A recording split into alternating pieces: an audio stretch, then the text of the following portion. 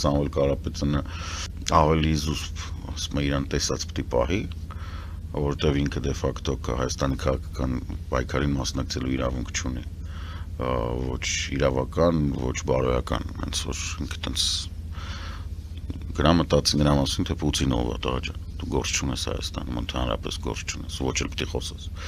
ու ես իրոք սրտանց չեմ հասկանում լրագրողներին, ովքեր իրան հարթակ են տալիս, որտեղ այս պահին ինքը միևնույն է հանդիսանում անձ, որը իրավունք չունի Հայաստանում զբաղվել քաղաքականությամբ։ Բայց նա որպես անձ իրավունք չունի, ասում եք դուք, բայց կուսակցությունը գրանցված է, կուսակցությունը հասկացա, որպես կուսակցություն, բայց ինքը այդ սունկ ուտելու մասին որպես կուսակցություն չի ասել, որպես անձ չի ասել, որպես անձ մեծ գումարներ ունեցող, որը ունի հնարավորություններ, այդ թվում փոխկապակցված է